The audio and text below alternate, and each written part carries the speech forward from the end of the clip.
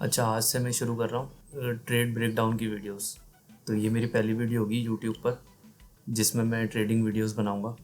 और एक challenge account है मेरे पास जो कि ड्रॉ डाउन में था फ़िलहाल तो 5-6%। लेकिन अभी जो ट्रेड ब्रेकडाउन है इसके बाद ये तकरीबन ब्रेक इवन पर आ गया है। तो अभी मैं बनाता जाता हूँ, जब रीच आएगी तो फिर देखेंगे कुछ डिमांड्स वगैरह आएंगी कि मुझे किस टाइप की वीडियोस बनानी चाहिए, तो मैं उन टॉपिक्स पे भी बनाऊँगा।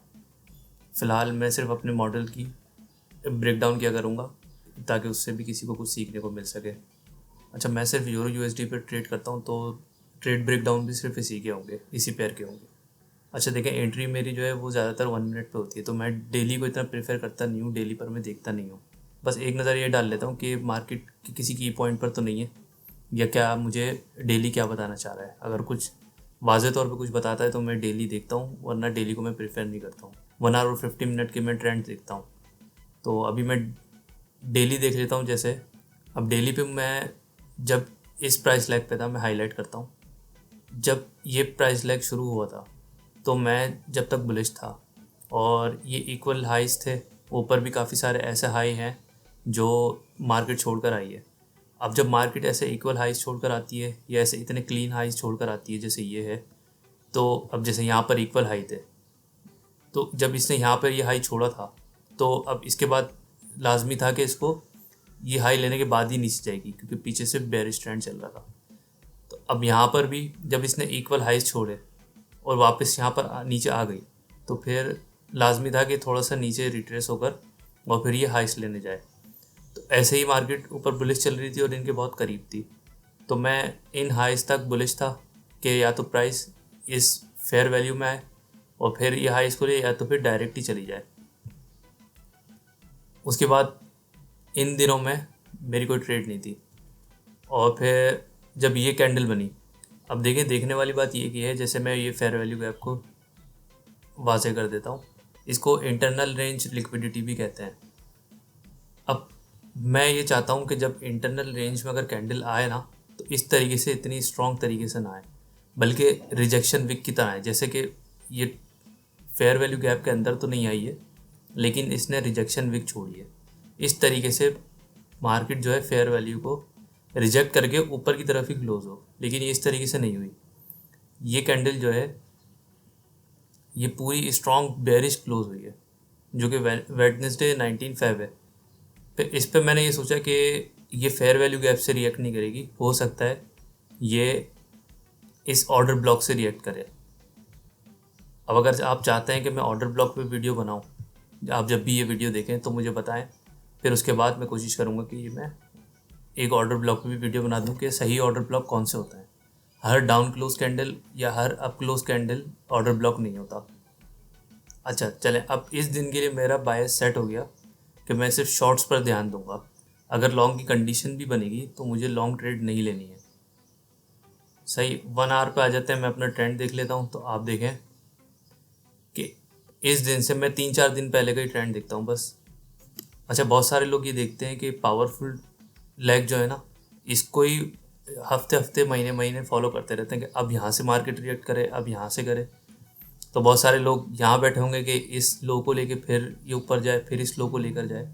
लेकिन मैं पिछले 2-3 दिन का ही ट्रेंड देखता हूँ। अगर 2-3 दिन बेरिश है और हायर टाइम फ्रेम पर अगर बेरिश कंडीशंस बन गई हैं, मेरी शॉर्ट्स की कंडीशन बन गई, तो फिर मैं जो फ़िलहाल लैग चल रही है मैं इसके ऊपर तवज्जो दूंगा। कहाँ से मार्केट को वापस रिएक्ट करना है मैं इसके ऊपर तवज्जो नहीं दूंगा। ठीक है, 1 आवर पर आ जाते हैं। तो ये कुछ हाई हैं, शॉर्ट टर्म हाई। तो अब आप देखें तो मार्केट ने मामूली सी इसको पर्च किया है। इस हाई को लेने के बाद इसने अच्छी डिस्प्लेसमेंट दी है। डिस्प्लेसमेंट की मैं आपको 2-3 चीज़ें बता देता हूँ। एक तो देखें, जो इसके लेफ़्ट पे जो लेग्स हैं, इससे बड़ी डिस्प्लेसमेंट होनी चाहिए, क्लोजिंग स्ट्रांग होनी चाहिए। लेग्स तो बड़ी है लेकिन क्लोजिंग स्ट्रांग नहीं है, तो इस वजह से मैं इसको इतना स्ट्रांग स्ट्रक्चर शिफ्ट नहीं कहूँगा। लेकिन उसके बरक्स में यहाँ पर देखूँ तो जो रिट्रेसमेंट गई है, ये रिट्रेसमेंट बहुत ज़्यादा वीक थी। तो चलें, एक मेरी चेकलिस्ट जो है वो मार्क नहीं हुई कि इसकी क्लोजिंग जो है बहुत ज़्यादा स्ट्रांग नहीं हुई, लेकिन इसकी जो एक लैग आई, इसमें फेयर वैल्यू गैप भी है, स्ट्रांग है। इतनी जितनी कैंडल से ऊपर गई उतनी या उससे कम में आनी चाहिए, वो भी चेकलिस्ट पूरी हो गई। और जब ये रिट्रेस करके वापस जा रहा है तो स्ट्रांगली नहीं जा रहा है, मैं लंदन सेशन में ट्रेड करता हूँ, जो कि न्यूयॉर्क टाइम जोन के हिसाब से 2 AM पर शुरू होता है। अब मैं यहाँ पर मेंटली प्रिपेयर हूँ कि यहाँ से ही मार्केट रिएक्ट करेगी इस ऑर्डर ब्लॉक से, इन हाइस को लिक्विडेट करने के बाद कि इसको डाउन जाना चाहिए। लेकिन अगर ये इन हाइस की तरफ भी जाती है और इनके भी बाय स्टॉप्स लेती है तो मुझे और ज़्यादा ही कंफर्मेशन मिल जाएगी। तो चलें इसमें अपने एंट्री टाइम फ्रेम में चलते हैं और देखते हैं कि हमें क्या अपॉर्चुनिटी मिल सकती है।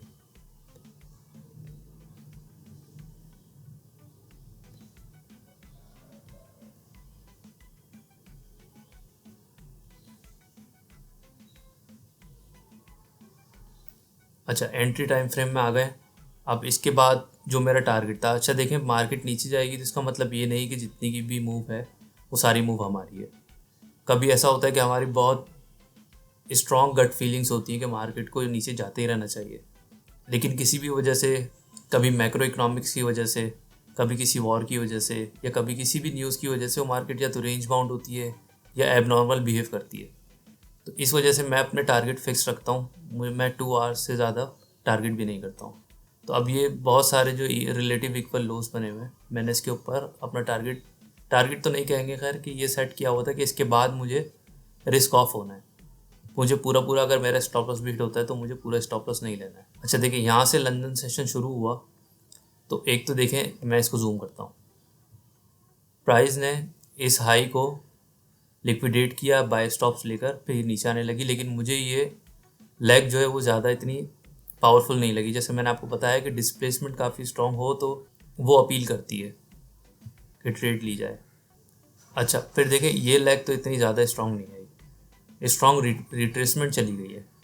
अब मैंने यहाँ से इस लेग की वजह से और इस रिट्रेसमेंट की वजह से अपना इरादा कैंसिल कर दिया था कि मैं इस हाई को लिक्विडेट करने से पहले शॉर्ट्स में कोई तैयारी करूँगा। अच्छा, लेकिन इसके बाद मैंने देखा प्राइस जो है वो ऊपर की तरफ जा नहीं पा रही थी। प्राइस जो है वो नीचे नीचे ही, मतलब एक तरीके से वीक हो रही थी प्राइस। इसका एक और भी रीज़न है, मैं इसको कंप्लीट करने के बाद आपको बताऊंगा कि मैं शॉर्ट्स की तरफ ही इतना ज़्यादा ध्यान क्यों दे रहा था। और अगर आप पाउंड यूएसडी देखेंगे कंफर्मेशन के लिए या कोरिलेशन के लिए, तो वो भी एक ये सिग्नल दे रहा है कि प्राइस वीक है और यूएस डॉलर इंडेक्स जो है वो स्ट्रांग है। अब यहाँ कहीं पर मैंने अपनी ट्रेड प्लान की थी। मैं आपको ये एंट्री आपको दिख रही है, इसमें आप अंदाज़ा लगा सकते हैं इन जगहों पर मैंने कहीं अपनी एंट्री प्लेस की थी। यहाँ पर मैंने फिर अपनी कहीं एक पोजीशन ऐड की थी, मैं आपको दिखाता हूँ किस वजह से। अच्छा देखें, सीखने की एक और बात इसमें यह है कि मैंने अपनी पोजीशन ऐड की थी इस जगह पर। अब इसकी वजह ये थी कि हर आपकी एंट्री का, एग्ज़िट का, सब चीज़ का कोई ना कोई रीज़न होना चाहिए। अभी 30 मिनट फेयर वैल्यू गैप था, इससे नीचे इसने क्लोजिंग दे दी थी और आप देखें रिजेक्शंस जो हैं वो ऊपर की तरफ है सारी की सारी। इसमें नीचे रिजेक्शंस जो है वो बहुत कम है। तो ये भी मुझे कंफर्मेशन मिल रही थी कि ये जब कैंडल शुरू हुई तो इसने अपनी लोअर विक नहीं बनाई, कैंडल ने स्टार्ट होते ही ऊपर जाना शुरू कर दिया। अच्छा, एक तो मैंने रीज़न आपको बता दिया कि 30 मिनट फेयर वैल्यू गैप है। फिर एक ICT ट्रेडर हैं, उनसे मैंने सीखा था कि जब कोई कैंडल विक बनाए बगैर ऊपर जाती रहे और उसकी लोअर विक हो ही ना, जैसे अभी मैं बेरिश कंडीशंस के हिसाब से बता रहा हूँ कि उसकी लोअर विक हो ही ना, तो फिर लाजमी है कि उसको अपनी लोअर विक बनाने के लिए आना पड़ता है, जिसे डेविल्स मार्क भी कहते हैं। अब देखें, इस कैंडल की भी लोअर विक नहीं थी, ये एक अभी मुझे दिख गई है सामने। तो जब ये ऊपर गई तो प्राइस को लाजमी इसकी लोअर विक बनाने नीचे आना था।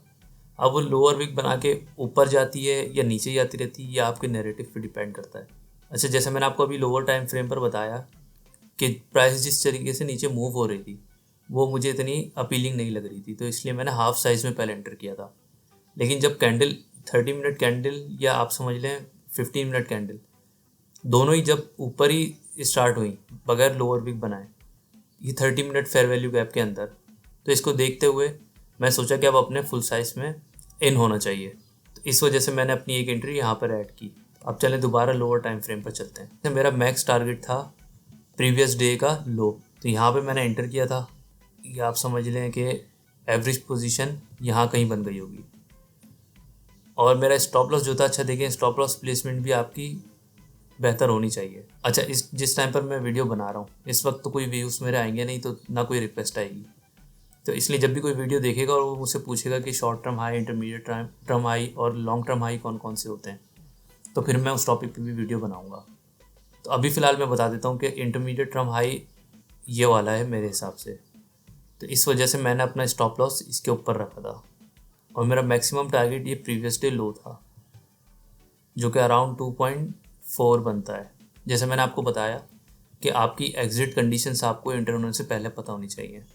जब भी प्राइस मूव कर रही थी तो मैंने अपना माइंड बना लिया था कि मैं यहाँ पर एग्जिट कर जाऊँगा। क्यों?